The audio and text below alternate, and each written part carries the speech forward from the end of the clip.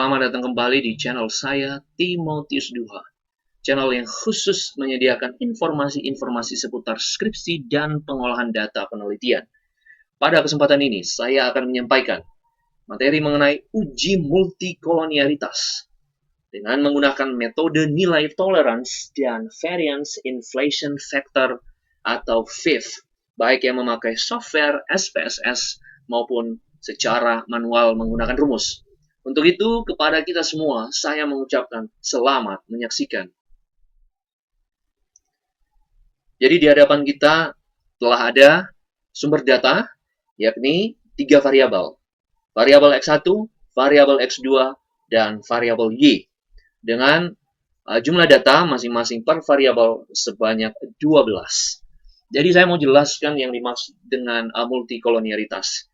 Jadi multikolonialitas adalah bagian dari uji asumsi klasik, yaitu uji yang bertujuan untuk mengecek berbagai penyakit-penyakit regresi sebelum data-data penelitian diolah untuk diregres atau diujikan hipotesisnya.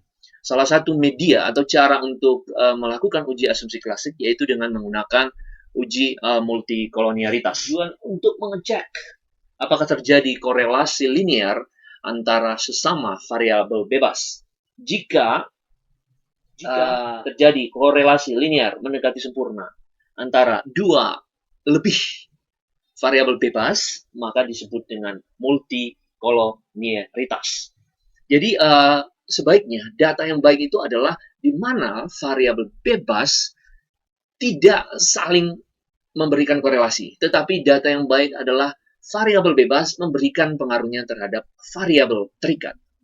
Untuk itu, untuk memastikan bahwa data itu sesama variabel bebas tidak terjadi korelasi, maka perlu dilakukan pengecekan, yaitu dengan melakukan uji multikolonialitas.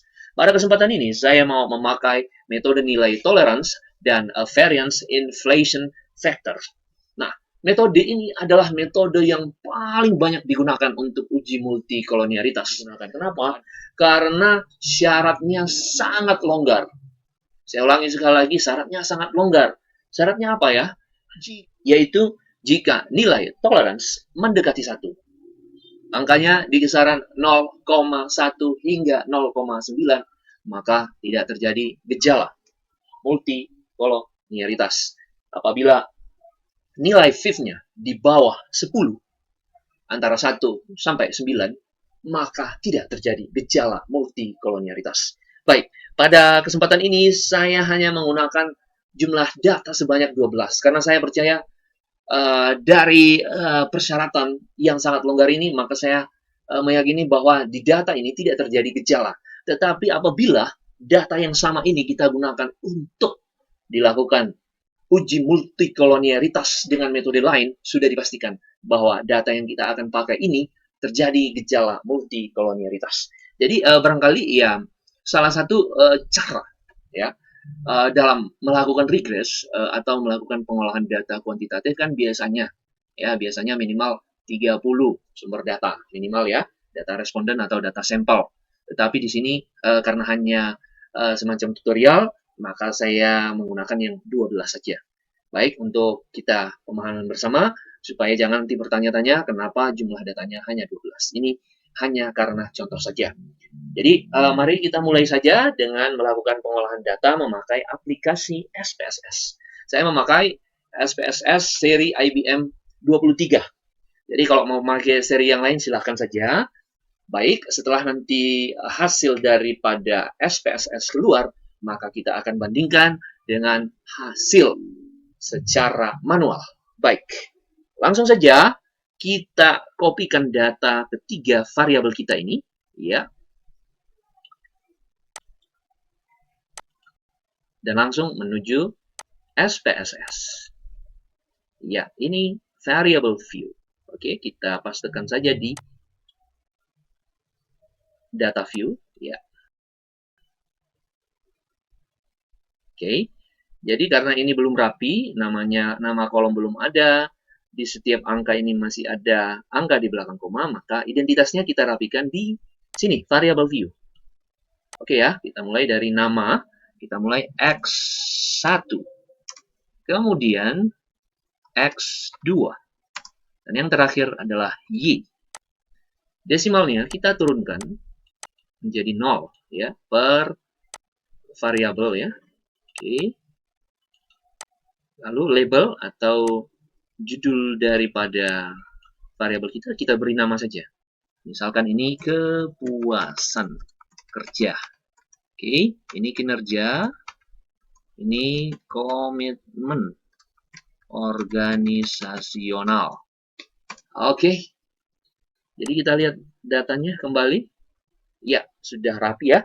Data kita hanya sebanyak 12 saja. Baik, kita cek nilai toleransi kita ya dengan melakukan pengolahan data, yaitu dimulai dari analyze, kemudian regression, lalu masuk ke linear. Oke, baik. Kepuasan kerja dan kinerja sebagai variabel bebas, kedua-duanya kita pindahkan ke kotak independen. Oke, dan komitmen organisasional sebagai variabel Y kita pindahkan ke kotak dependent. Oke, sudah berpindah. Baik, kita langsung saja menuju statistik. Oke, lalu di sini ada bermacam-macam pilihan, ya. Maka kita pilih saja. Yang pertama adalah ini sudah dicentang, estimates sudah dicentang, lalu kemudian model fit juga sudah dicentang, dan di sini di kolonialitas diagnostik atau collinearity diagnostics kita centang saja. Lalu abaikan yang lain, kita continue saja. Lalu OK.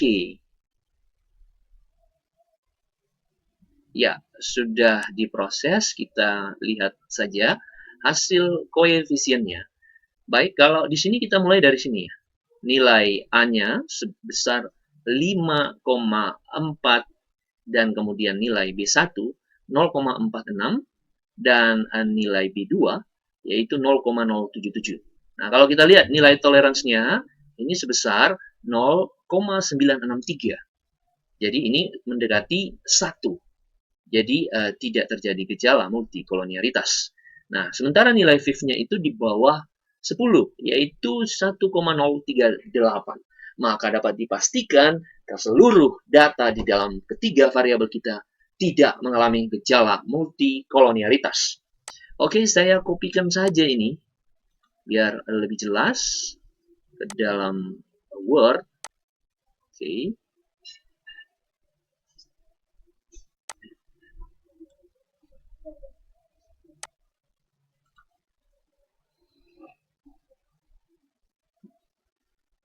Kita akan melakukan pengolahan data secara manual untuk mendapatkan nilai tolerance dan FIF. Oke.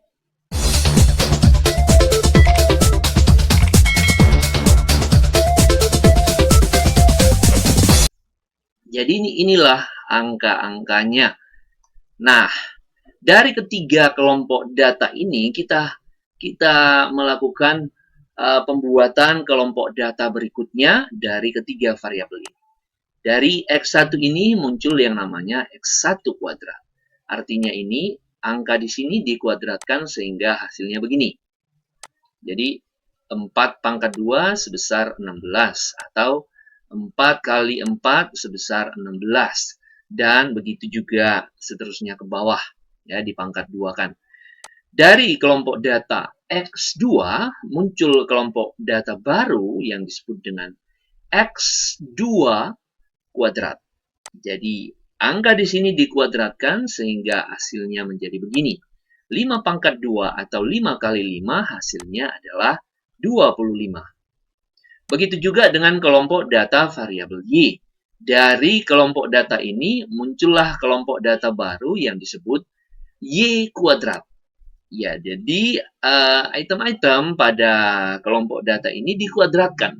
Jadi ini 8 pangkat 2 atau 8 kali 8, maka hasilnya adalah di sini sebesar 64. Kemudian pengembangan dari ketiga kelompok data berikutnya itu X1 kali X2.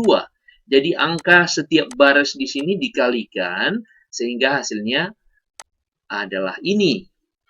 Oke. Kemudian lagi X1 kali Y. Angka di X1 ini mengalihkan di sini setiap barisnya sehingga hasilnya adalah ini. Nah, kemudian ada lagi kelompok data yang disebut X2 kali Y. Artinya setiap angka di kelompok data ini setiap barisnya mengalihkan angka di setiap barisnya yang sama sehingga hasilnya adalah ini. Oke, saudara-saudara, data-data ini digunakan untuk mencari ya nilai A, nilai B1 dan nilai B2. Oke, inilah. Nah, yang pertama kita mencari nilai matriks A ya dengan komposisi matriks seperti begini. Baik, kemudian di kolom pertama dan di kolom kedua ini kita pindahkan di sini. Jadi angka di kolom 1 di kolom 2 sama dengan angka di kolom 4 dan kolom 5. Lalu kita melakukan yang namanya perkalian atas ke bawah dan perkalian bawah ke atas. Oke? Lalu ketiga perkalian ini totalnya dijumlahkan sehingga hasilnya adalah ini. Kemudian perkalian dari bawah ke atas yang ketiga ini juga dijumlahkan, hasilnya adalah ini. Jadi hasil penjumlahan perkalian atas ke bawah dengan hasil penjumlahan perkalian dari bawah ke atas dikurangkan sehingga nilai matriks A sebesar 78. Oke? Nah, setelah kita mendapatkan nilai matriks A, kita lakukan turunan pencarian matriks dari A itu sendiri. Turunannya adalah matriks A1, matriks A2, dan matriks A3. Jadi yang pertama ini adalah matriks A1. Nah, ada yang berbeda di sini. Kalau ini kita patokannya di sini. Formulanya sama ya, untuk pembentukan nilai matriksnya itu sama. Tetapi ada yang berbeda, karena ini adalah turunan, maka setiap turunannya ada yang berbeda. Ini ya, saya jelaskan. Misalnya ini adalah matriks A1, maka di kolom A1-nya dirubah, tetapi kolom 2 dan kolom 3 masih sama seperti yang di matriks A tadi. Jadi ini yang berubah. Sigma Y, sigma X1 kali Y, dan sigma X2 kali Y. Nah, kolom 1 dan kolom 2 dipindahkan ke sini. Sehingga membentuk perkalian diagonal, sehingga selisih dari kedua penjumlahan atas ke bawah, bawah ke atas adalah 426. Jadi nilai matriks A1 kita adalah 426. Oke, masuk ke turunan matriks A yaitu matriks A2. Ini ya, matriks A2. Nah, ini karena ini adalah matriks A2, maka di kolom keduanya itu dirubah. Yaitu sigma Y, sigma X1 kali Y, sigma X2 kali Y. Sementara di kolom 1 dan kolom 3 itu masih sama seperti cara di matriks A. Oke, jadi setiap kolom 1 dan kolom 2 dipindahkan ke kolom 4 dan kolom 5. Jadi angka tiga-tiganya itu dikalikan lalu dijumlahkan.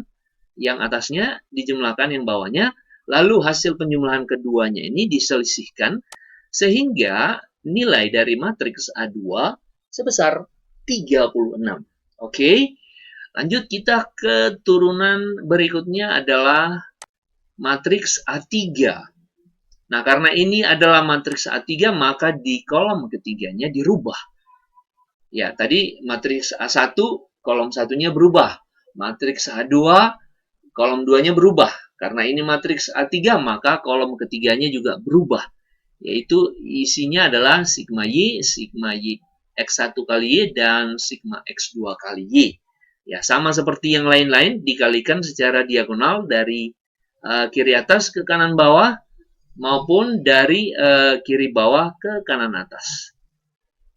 Perkalian ini, ketiga-tiganya dari atas ini ke bawah dijumlahkan. Perkalian ini ketiga-tiganya dari bawah ke atas dijumlahkan sehingga dicari nilai selisih antara atas dan bawah sehingga ditemukan bahwa nilai matriks A3 kita sebesar 6. Maka kita carilah nilai dari A, dari B1 dan dari B2. Sehingga ini ya, ini ya keterangannya, matriks A1 tadi 78, A1426, A236, dan A36. Nah, dari informasi ini kita masukkan ke dalam rumus. Oke. Kalau kita bandingkan dengan nilai ini yang tadi dari SPSS itu ya. Oke, lihat bisa ya. Ini ya. Sama ya. Nilai A 5,4 ini sama ya. Kemudian nilai B1 ini di sini 0,462. Kalau di sini 0,461. Ya, tidak jauh berbeda. Kemudian nilai B2 di sini adalah 0,077. Kalau di sini 0,076. Baik. Oke ya.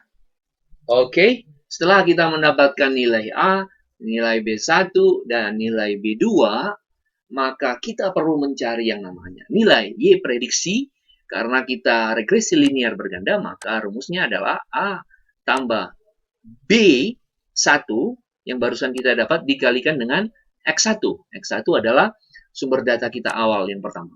Kemudian ditambahkan hasil perkalian antara B2 yang barusan kita dapatkan dengan X2, sumber data awal kita.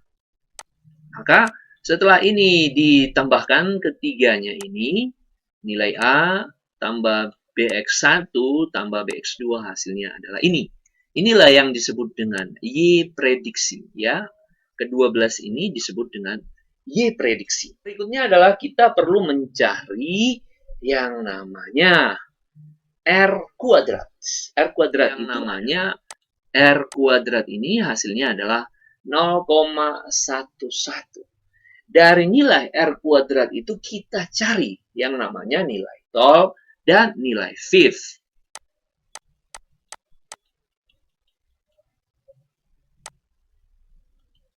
Ya, tol adalah 1 kurang R kuadrat. Sementara fifth adalah sepertol. Jadi kita lihat, kita sudah dapat nilai R kuadrat, maka dimasukkan saja di rumus tol ini. 1 dikurang R kuadrat. 1 kurang 0,1. Hasilnya adalah 0,9. Kemudian fifth adalah sepertol. 1 bagi 0,9. Hasilnya adalah 1,1. Kita bandingkan dengan output SPSS kita tadi.